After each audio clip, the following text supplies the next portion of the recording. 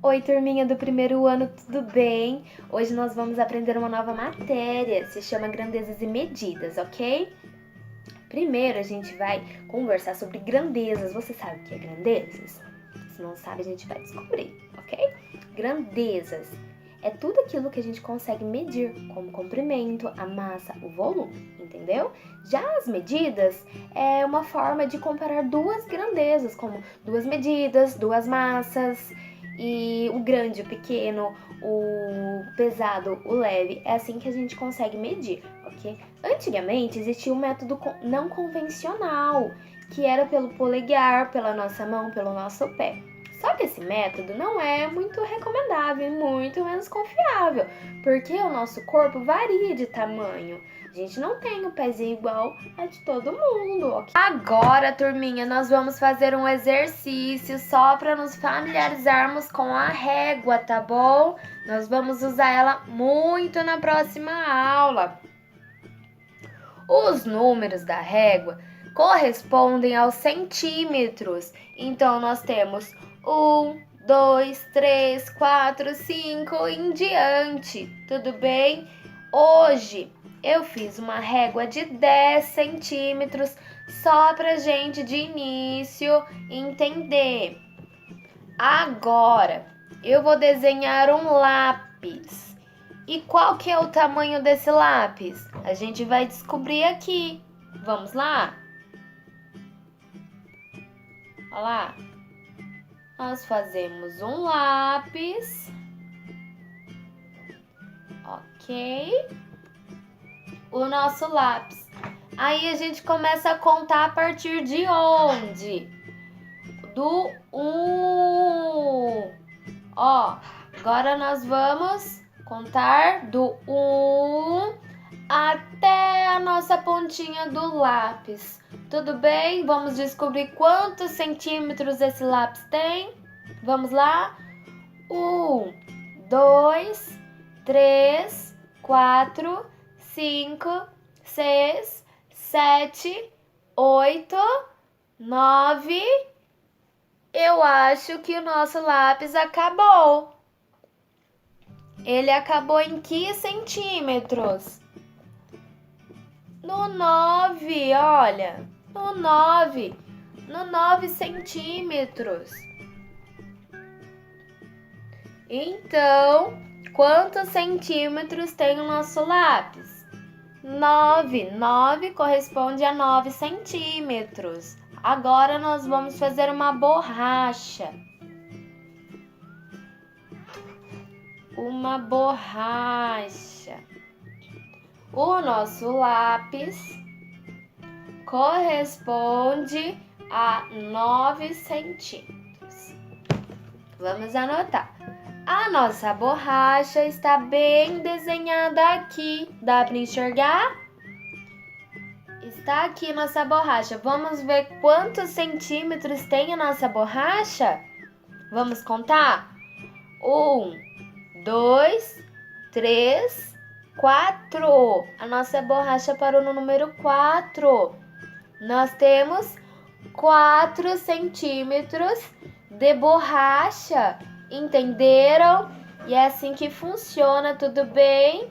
Na próxima aula, nós vamos ver mais exercícios. Nós vamos contar as nossas moedas, ok? É assim que a gente vai fazer, tudo bem? Então, pessoal, um beijo. Espero que tenham entendido. Qualquer coisa, só mandar mensagem, ok? Um beijo.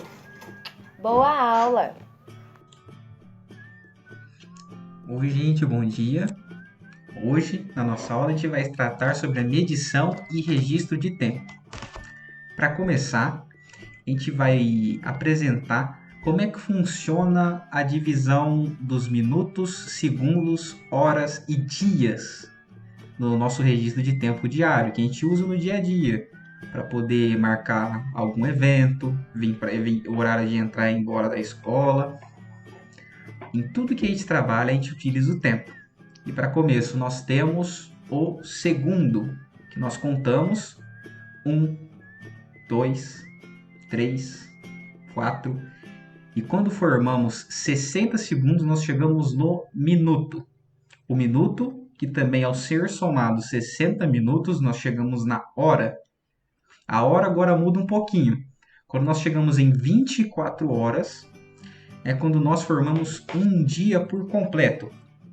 Como a gente pode ver aqui, por exemplo, nessa tabelinha que eu fiz para vocês darem uma olhada, nós temos a medição dos segundos, que multiplicando por 60 chegam nos minutos, multiplicando por 60 chega na hora, e multiplicando por 24 chega em um dia. A gente faz a mesma coisa aqui, só que agora a gente passa dividindo. Ó, um dia dividido por 24 dá 1 hora. 1 hora dividido por 60 vai dar 1 minuto, que dividido por 60 vai dar 1 segundo. Mas agora você me pergunta, professor, toda a nossa medida de tempo se dá justamente apenas no segundo, minuto, hora e dia?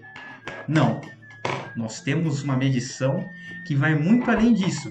Afinal de contas, a história mesmo humana, ela já tem milhares de anos. Mais de 10 mil anos só do que é registrado. Ou seja, a humanidade está no planeta há muito, muito tempo. Então, como por exemplo, para mostrar para vocês exemplo, como é que funciona. Nós temos aqui, como já foi apresentado, aqui o 24 horas que representa um dia. Nós temos uma semana, imagino que vocês também estejam familiarizados, que representa 7 dias. Uma quinzena, que acho que talvez você não tenha escutado tanto, que representa 15 dias. Um bimestre, que é 2 meses. Aqui, ó, nós temos um quadrimestre, que tem 4 meses. Aqui o trimestre, que tem 3 meses. 3 meses, assim, que é menos que 4 meses. Coloquei aqui junto para poder dar uma noção de vocês, que pulou 2 meses. Aqui multiplicou por 2, né? E aqui dos 3 meses, vamos para os 6 meses, que é um semestre, que geralmente é a metade. Geralmente não, né? Ela é a metade de um ano. Aqui nós temos um ano, que é 2 meses, ou, como eu disse, 365 dias, com exceção do ano bissexto, que acontece de 4 em 4 anos, em que um ano tem 365 dias. Por quê? Porque a cada ano, o planeta a gente conta um ano de 365 dias, porque é o tempo que leva para a Terra dar uma volta no Sol. Ou seja, o motivo do ano bissexto é porque essa volta que o planeta dá no Sol não é exatamente 365 dias, mas sim 365 dias e umas 5 horas e uns 48 minutos, mais ou menos. O que dá uma arredondada para 365 dias e 6 horas. Então, 6 mais 6, 12 mais 6, 18 mais 6, 24, formando assim 24 horas em 4 anos. Portanto, a cada 4 anos nós temos um ano que tem um dia a mais. Mas não porque surgiu um dia a mais do nada. A gente está colocando essas horas que vieram desses 4 anos para serem registradas e a gente não ter algum problema evidente em algum dado momento que a gente vai acabar se errando nas estações do ano. Como, por exemplo, se acumulasse esses dias que não fossem contados, talvez em alguns anos a gente ia chegar numa primavera antes da hora no calendário, porque a gente não registrou esse tempo, o calendário ficou atrasado. Mas agora, continuando, a gente vai passar para os números ainda maiores. Ó. Nós temos a década, que são 10 anos. Olha só, se um dia é 24 horas, imagina quantas horas não cabem nesses 10 anos, hein? E nesse aqui, então, que temos um século, que é 100 anos, e um milênio, que é 1 ano. Aí, mas professor, por que a gente tem que ter uma medida tão grande de tempo? O século, principalmente, que é de 100 anos, é algo que vocês vão ficar muito mais familiares com as aulas de história. Porque a história humana, geralmente, ela é dividida em séculos. Século 1, 2, 3, 4, 5. Como, por exemplo, a descoberta do Brasil, que foi bem no finzinho do século XV, por volta de 1500. Aí, por exemplo, no século XVI ele começa em 1501 e termina em 1600. E por aí vai. O milênio é de 1000 anos, como eu já falei. E agora, professor, que formas que a gente usa o relógio? Primeiro, temos o relógio eletrônico, por exemplo, que ele marca o horário exato. Provavelmente vocês têm no seu celular, no seu computador, que já mostra exatamente a hora que a gente está. E temos o relógio convencional. Esse daqui, que eu vou explicar para vocês como ele funciona daqui a pouco. Antigamente, antes mesmo, bem antigamente, por volta de 5.000 anos atrás, e sim, lá por volta do ano 5.000 a.C., foi criado o primeiro relógio solar, porque antigamente nem sequer o pessoal tinha uma noção exata de tempo, geralmente era dia e noite. Com a criação na Babilônia, no século 5.000 a.C., criou o primeiro relógio solar. Aqui no relógio solar, nós temos o gnomo, que era basicamente uma viga de ferro que eles colocavam no meio do relógio, que ele emitia a sombra do sol, que ela ficava em um desses horários que marcava a hora que era do dia. É claro que como era um relógio solar, essa parte daqui era gravada como a parte do período da noite, ou seja, eles não viam a hora da noite porque não tinha sol. Agora, deste lado nós temos o mostrador da tarde, ou seja, o mostrador que define as horas da tarde. Então nós temos 6 da tarde, 5 da tarde, 3 da tarde.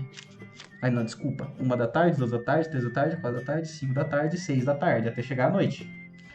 Aqui deste lado nós temos o da manhã. Então o sol estaria vindo do leste, ele iria bater aqui nesta viga e iria ejetar uma sombra deste lado. Ou seja, se a sombra estivesse batendo aqui, seria 6 da manhã, 7 da manhã, 8 da manhã, 9 da manhã, 10 da manhã, até o meio-dia. E a partir daqui do meio-dia, iriam se contar as horas da tarde. Que o sol já estaria aqui, no centro. Aí quando ele começasse a vir para o oeste, ele começaria a contar 1 da tarde, 2 da tarde, 3 da tarde, 4 da tarde, 5 da tarde, 6 da tarde, e chegaria à noite que não teria mais sol. Portanto, concluímos que o ser humano sempre mediu o tempo como uma forma de se organizar. E aqui no relógio que eu vou usar, que é um que provavelmente vocês não veem com tanta frequência, se veem, esses veem mais ele como algo decorativo. Opa, desculpa que ele está do avesso. Mas como o relógio funciona? Nós temos este ponteiro menor, que no caso aqui é um garfo, né, que o meu é tematizado. Os números estão em romano.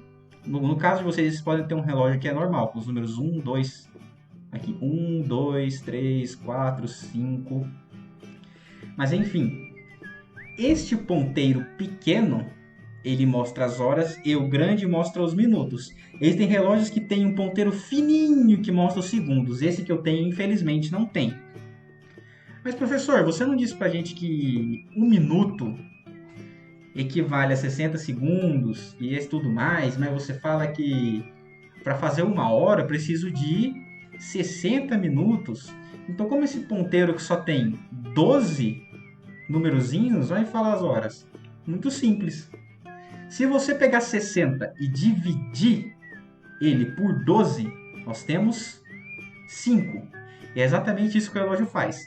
Cada um dessas marquinhas do tempo, do 1, 2, 3, 4, 5 até o total aqui do relógio, são divididos de 5 em 5 minutos. Então aqui, se o ponteiro grande parar aqui, nós estamos em 5 minutos. 10 minutos, 15 minutos, 20 minutos, até completar 1 hora no 12. E como é que isso acontece? No que o ponteiro grande ele vai girando, o pequeno também vai.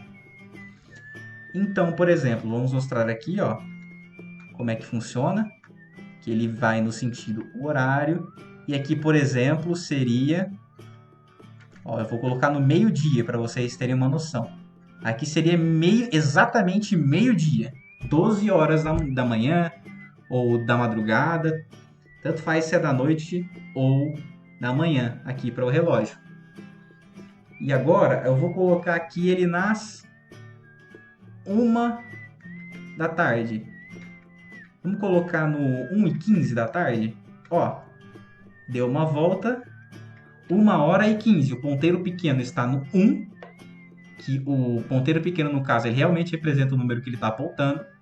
E o grande, que está no 3, representa os minutos. Então, como cada partezinha representa 5 minutos, então ele tem aqui 5, 10, 15. Vamos colocar aqui em 1h35 minutos. Então, ó, 15, 20, 25, 30, 35. Olha só, vocês estão vendo que o ponteiro pequeno, ele não está mais exatamente no 1, mas ele ainda não chegou no 2. Então significa que ele ainda faz parte de 1h15 minutos, como o relógio está apresentando.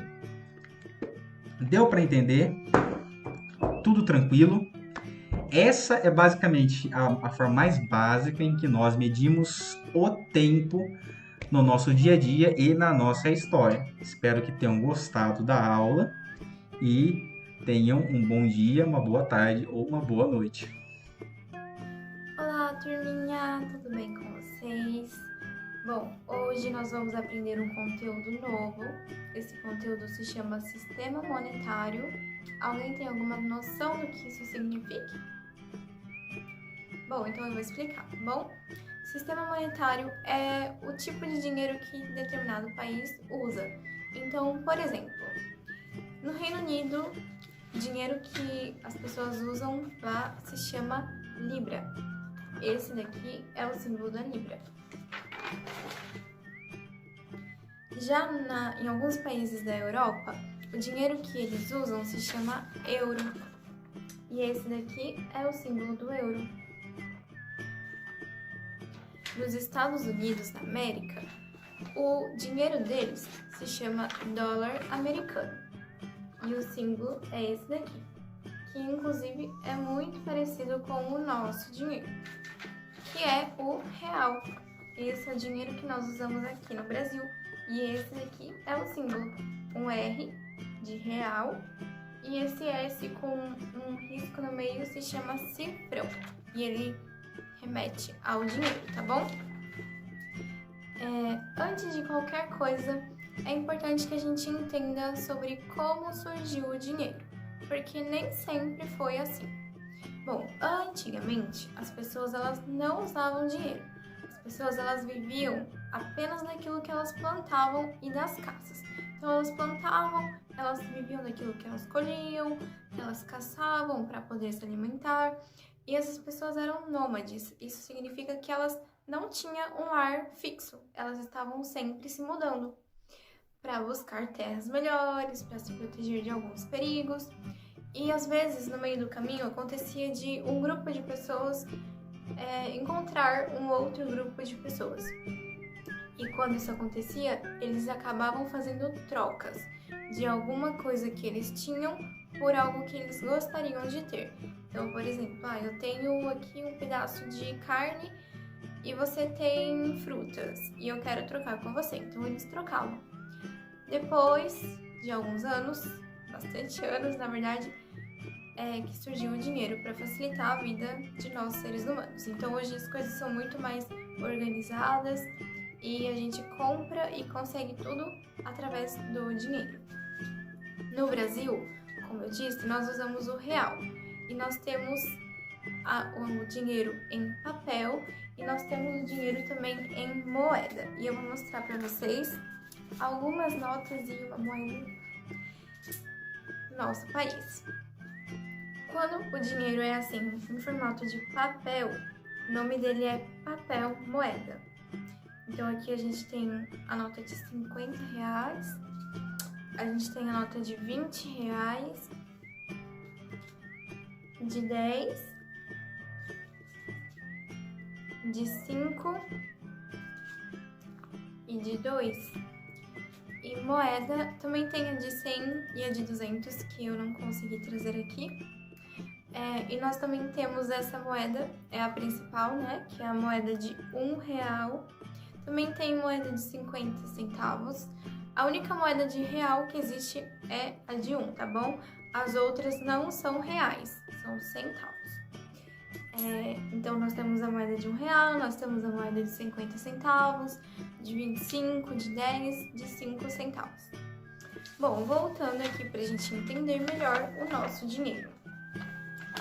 Vamos entender a escrita do real. Esse número que fica na frente da vírgula é chamado de real. E o que fica atrás da vírgula é chamado de centavos.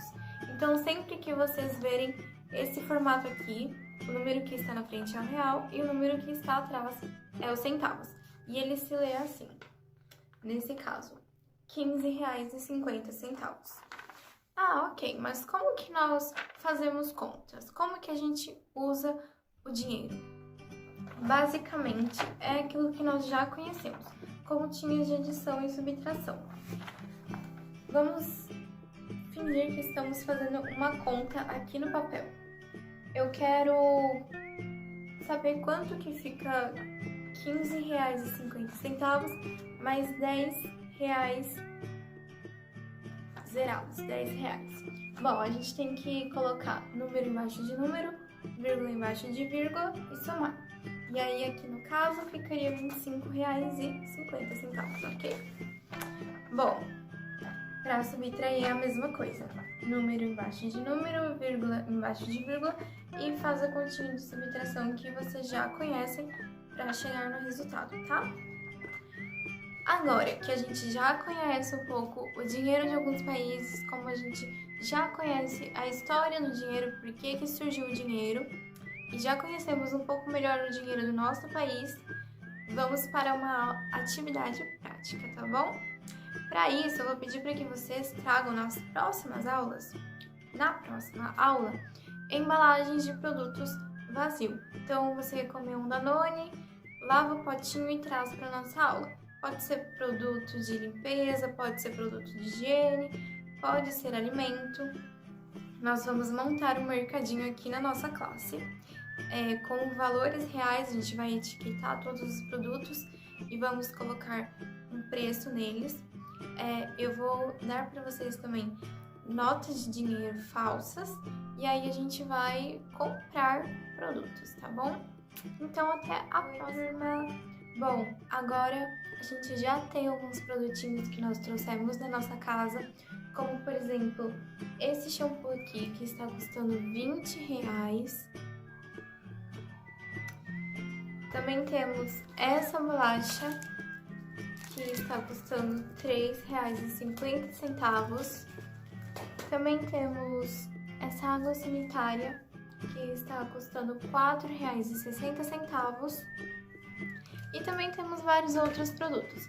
Bom, então agora duas pessoas vão ficar no caixa e as outras vão estar comprando, vão ser os clientes, tá bom? A pessoa que for ficar no caixa tem que receber o dinheiro e dar o troco, daquele jeito que nós já sabemos, né? Fazendo continhas de subtração e adição. E as pessoas que vão estar comprando vão receber R$50 em notas falsas de 10, de 5, e de 20, de 10 e de 5, e moedas de R$1 também. E aí vocês vão poder comprar aquilo que cabe no orçamento de vocês.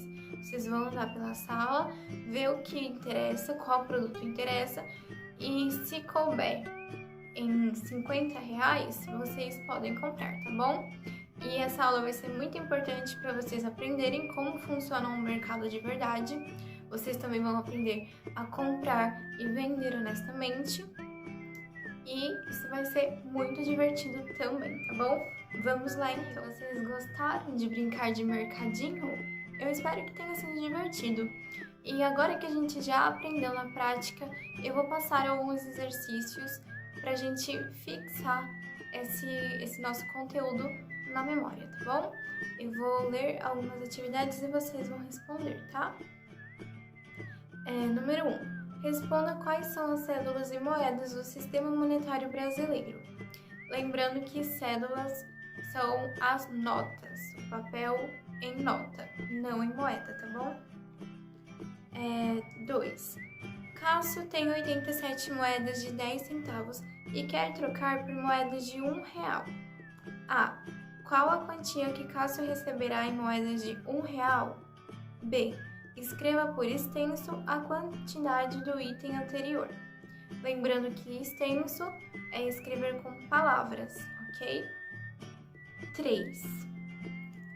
Escreva por extenso essa quantia: R$20,35. 4. Marcelo conferiu o dinheiro que tem em sua carteira: 2 cédulas de R$20, 4 cédulas de R$10, 5 cédulas de R$2 e 5 moedas de 25 centavos e descobriu que tem. Então, alunos, essa foi a aula de hoje. Eu espero que tenha sido legal para vocês, espero que tenha sido divertido e que vocês tenham conseguido entender todo esse conteúdo. Se tiverem dúvidas, podem perguntar, tudo bem? Um beijo e até a próxima aula! Pessoal, na aula de hoje, a gente vai aprender como calcular o volume de um cubo mágico. Vocês sabem o que é volume? Volume é o espaço que um corpo ocupa. Como que se calcula o volume? A gente sempre faz largura vezes comprimento vezes altura. Ou, quando é cubo, aresta vezes aresta vezes aresta. Por quê? Porque todas as arestas são iguais. Então vamos lá. Eu trouxe um cubo mágico para a gente calcular o volume dele.